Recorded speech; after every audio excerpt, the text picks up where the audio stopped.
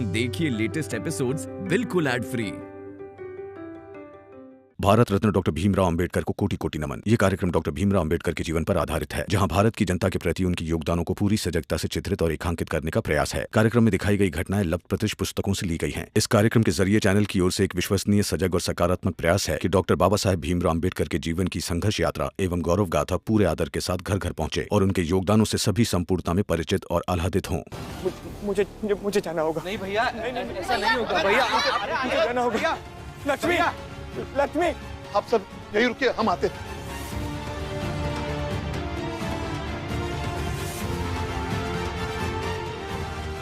David इसी फिराक में था कि चाल के कुछ लोग निकले और उसे गोली मार दिया। अब पता नहीं कौन मरेगा कौन बचेगा।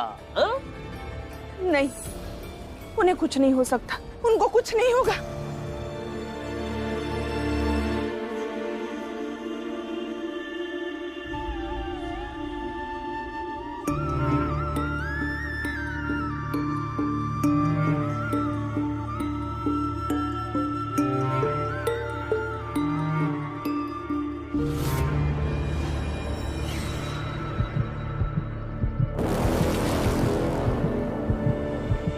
कहा था ना, चौल से कोई बाहर नहीं जाएगा।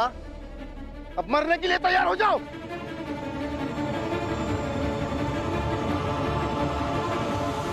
नहीं, ऐसा मत कीजिए, ऐसा मत कीजिए दरोगा साहब। मेरी पत्नी को कुछ भी मत कीजिए, इसकी कोई गलती नहीं। इसने जो कुछ भी किया है सिर्फ मेरी वजह से किया है दरोगा साहब। इसे कुछ मत कीजिए, बात छोड़ रहा हूँ आपके सामने। तुम पति पत्नी मिलकर ये प्रेम वाली कहानी मत सुनाओ। दरोगा साहब, बात को समझिए। मेरे पति बीमार है, इन्हें रोज दवाई खानी होती है। एक दिन भी अगर दवाई नहीं खाई तो इनकी हालत खराब हो जाती, मर जाएंगे ये। बात को समझिए, हमें जाने दीजिए, जाने दीजिए दरोगा साहब।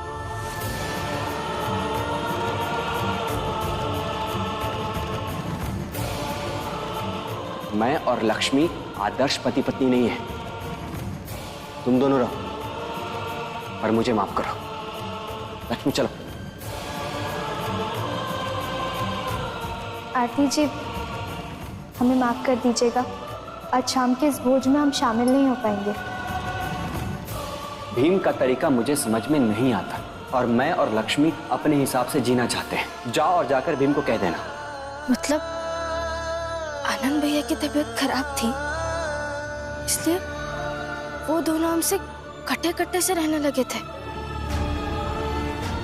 इतनी बड़ी बात दोनों ने हमसे छुपाई। हमेशा से ही आनंद ऐसा ही रहा है। अब तो लक्ष्मी भी वैसी ही हो गई है, वो भी हमसे बातें छुपाने लगी है। चौल से बाहर आकर तो कानून का उल्लंघन तुम दोनों ने किया है, तो दोनों को गोली मार देते। नहीं दरोगा साहब, अपनी मनमानी को कानून का नाम मत दीजिए दरोगा साहब।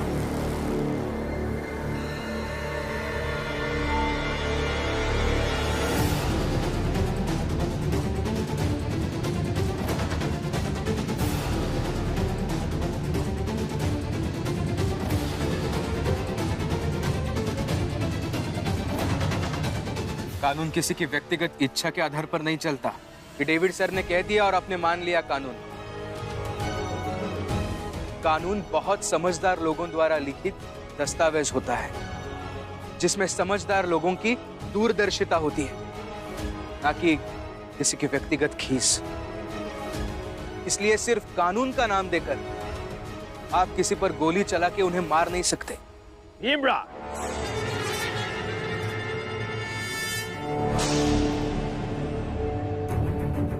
देखो कैसा है कि गोली मारना कोई बहुत बड़ी बात नहीं है। वादा से है इंसाफ कर।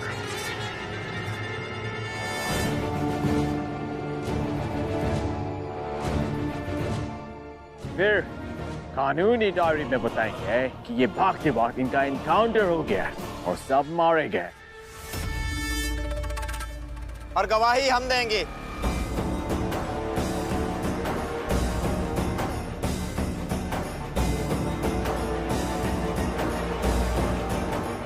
मैं स्वयं गवाही दूंगा कि ये सारे लोग कानून का उल्लंघन कर रहे थे, तो कानून की रक्षा के लिए इन्हें गोली मार दी गई। रुक जाइए।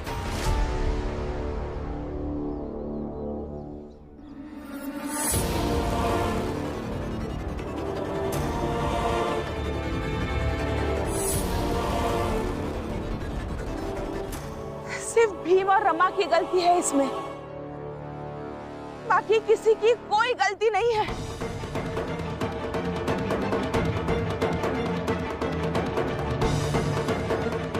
हम दोनों को गोली मार दीजिए, इन सबको जाने दीजिए, आपका बदला पूरा हो जाएगा। ताकि इन सबको बचा के तुम दोनों ग्रेट बन जाए। ये मौका मैं तुम्हें नहीं दे सकता। मैं भी चालाक हूँ। क्यों भीमराव, सही कहा ना? नरोत्तम, हाँ? तुमने शायद गौर नहीं किया कि इतना सब कुछ हो गया, मगर ये भीमराव, इसने अब तक एक शब्द भी नहीं कहा। मुझे पता है कि इसने कुछ क्यों नहीं बोला। क्यों? गला सूख गया होगा बेचारे का। डेविड जी, मुझे गोली मार दीजिए, लेकिन मेरे बेटे को छोड़ दीजिए। पापा, नहीं सर, आप मेरी जान ले लीजिए, पर सबको जाने दीजिए। इसके बाद आपके रास्ते में कोई नहीं आएगा। नहीं आनंद, देखिए मैं पूरे परिवार को सातारा भेज दूंगी, बदले में मुझे मार दीजिए और इन सबको छोड़ दीजिए।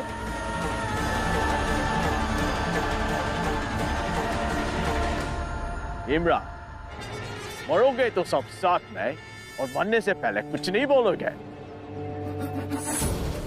बोलो कुछ भीमराव, जीवन भर बोलते रहे, मरने से पहले तो कुछ बोलो। बोलो बोलो। बोलता हूं डेविड सर। कभी कभी व्यक्ति का अहंकार इतना बड़ा बन जाता है कि उस व्यक्ति को पीछे मुड़ के देखने की जरूरत महसूस नहीं होती। मुझे लगता है कि आपके साथ भी कुछ ऐसा ही हुआ है। जरा पीछे मुड़कर तो देखिए। Okay.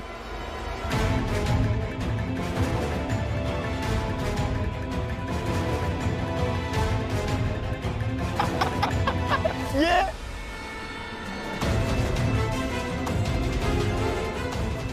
शुभा का बच्चा और ये आदमी, ये बचाएगा तुम्हें बंदूकधारी सिपाहियों से। जिन्हें आप आदमी आदमी करके पुकार रहे हैं, उनके हाथ में जरा देखिए क्या है। उनके हाथ में कॉपी और कलम है। और आप तो जानते ही होंगे कि कलम की ताकत हमेशा से तलवार या बंदूक से ज्यादा रही है। आपकी भाषा में कहा जाए तो the pen is mightier than the sword. क्या कर लेगा ये? मैं द बॉम्बे क्रॉनिकल का सब एडिटर। अगर आप सबने यहाँ पे कुछ भी किया तो ये कल के अखबार में छप जाएगा, और फिर आपका क्या होगा ये आप खुद सोच लीजिए।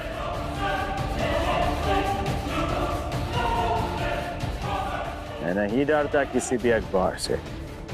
शायद आप मेहता सर को जानते नहीं हैं। सर फिरोज शाह मेहता, उन्हीं का अखबार है ये the Bombay Chronicle.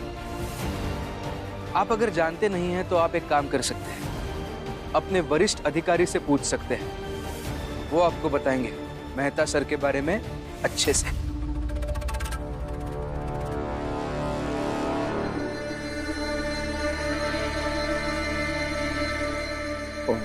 David sir, ये मेहता साहब बहुत बड़े व्यक्ति हैं। इनकी पहुंच गवर्नर तक है। देख लेंगे जो भी मेहता सर हो गए। फिलहाल चलाओ गोली। सॉरी सर, बंदूक नीचे करो।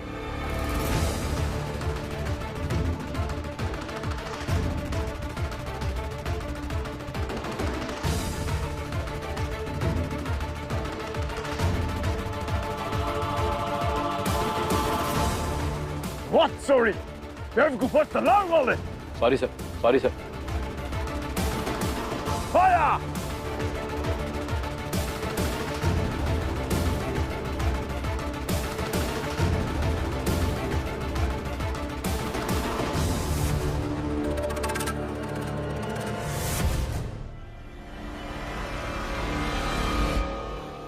धन्यवाद। मैं भी चलता हूं।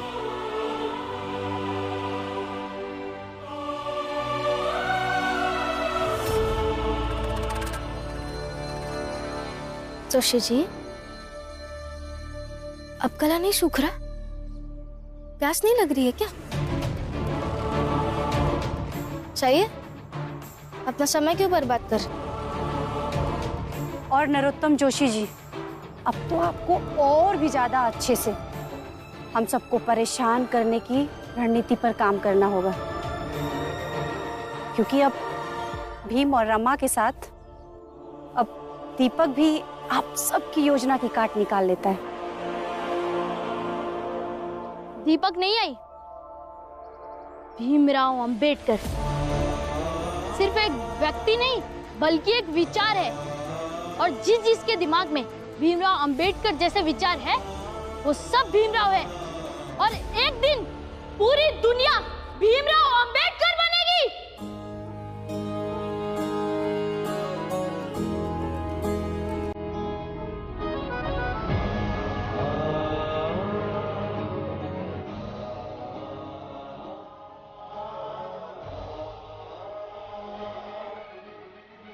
संविधान का है तू ही शिल्पकार, तूने ही सिखाया है समानता का सार, अपनी कलम से की है देश अर्चना, एक एक शब्द तेरा भीम गर्जना।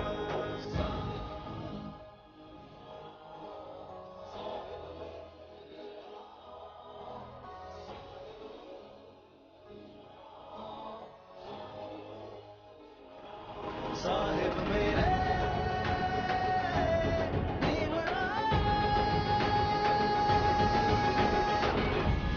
जनार्दन, जोखू, भीम और उसके परिवार वाले गए बहुत समय हो गया, पता नहीं क्या हुआ होगा उनके साथ। अरे कुछ नहीं हुआ होगा।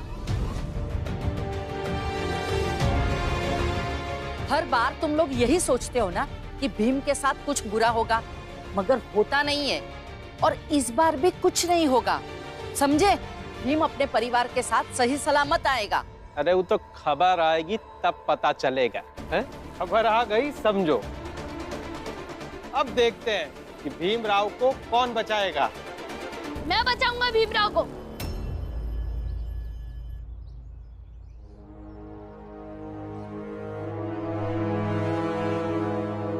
मेरे होते हुए मेरे भीम भैया को कुछ नहीं हो सकता। देखिए आ रहे मेरे भीम भैया।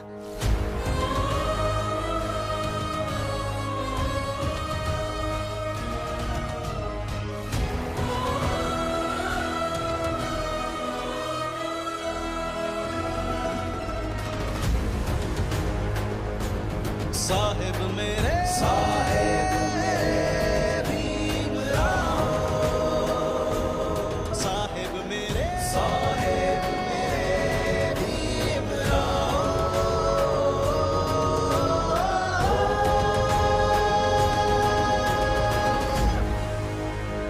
लेकिन दीपक, तुमने कैसे बचाया इन सब लोगों को? और डेविड और दरोगा वो सब कहाँ हैं? याद है नंदू काका, भीम भैया ने बताया था कि मेहता साहब अखबार चलाते हैं और अखबार में बड़ी ताकत होती है, इसलिए चाल से जब सब लोग लक्ष्मी ताई के पीछे गए तो मैं भाग के मेहता साहब के ऑफिस की तरफ गया और वहाँ से उस अखबार के सह संपादक आए और सबको छुड़ा लिए।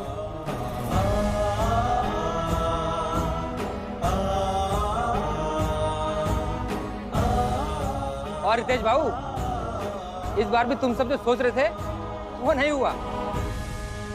मनोहर भाऊ वो सब छोड़िए, ये पानी की समस्या अभी भी वैसी ही है, उसका क्या करें?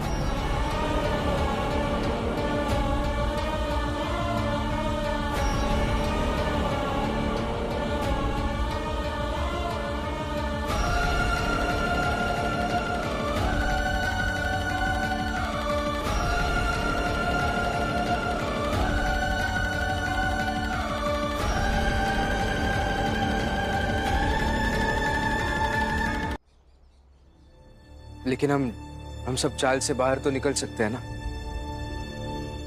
अपना अपना घड़ा बाल्टी लेकर जाएंगे और कहीं ना कहीं से पानी भर के लेके आएंगे।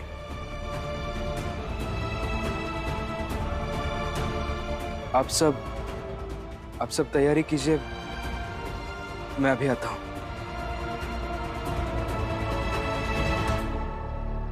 मैंने तुम्हें कितनी बार मना किया ना कि बाहर मत जाओ।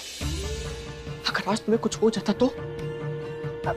अब शांत हो जाइए, बैठिए बैठिए। कैसे नहीं जाती? आपकी दवा के लिए पानी की जरूरत थी, और अगर आपको कुछ हो गया तो मेरा क्या होगा? और मेरा?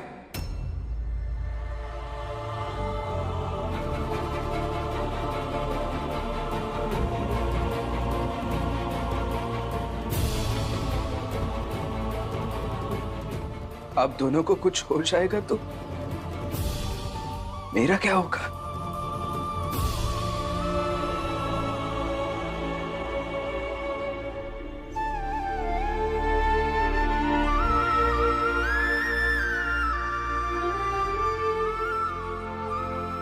इतनी बड़ी बात आपने छुपाई हम सबसे, क्यों? ये मुझे इस विषय पे बात नहीं करनी है। तुम जाओ यहां से। क्या अब मेरा इतना भी हक नहीं है आनंद भैया कि मैं आपके दुखों को बांट सकूं? आपके दुख में आपके साथ खड़ा हो सकूं? देखो भी, मैं तुम्हारा हक नहीं मानता, इसलिए बेहतर है कि तुम यहां से अभी चले जाओ।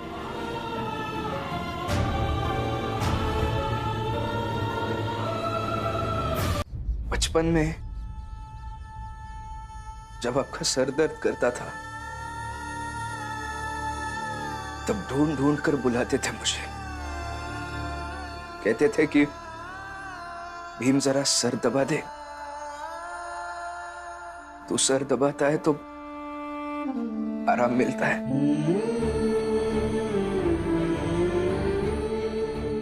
हम बड़े क्या हो गए आनंद भैया, और आपने तो इस भीम को याद करना ही बंद किया।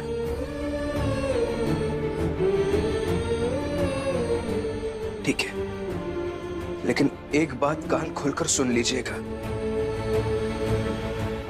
आप मुझसे मेरा हक नहीं छीन सकते,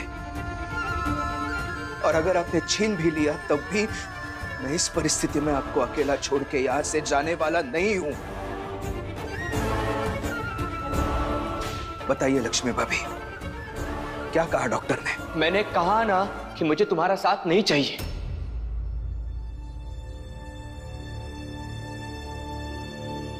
जनार्दन, जोखू, अब इन दोनों भाइयों में क्या हो रहा है? हितेश बाबू, दोनों भाइयों की बात है, दोनों भाई आपस में सुलझा लेंगे। अरे सुलझा लेंगे वो तो ठीक है, लेकिन भवा का? सुना नहीं मैंने क्या कहा? मेरे बेटे अब बड़े हो गए हैं, सुलझा लेंगे आपस में। अच्छा,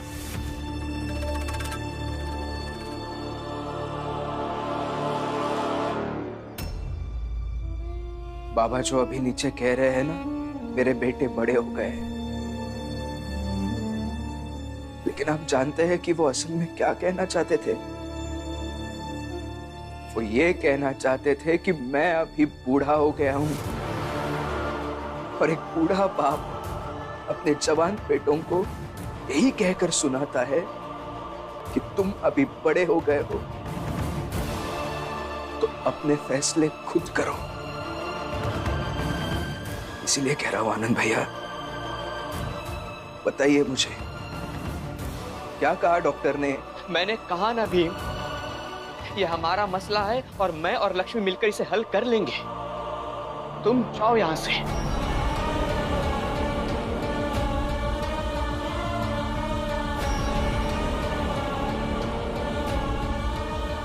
ठीक है,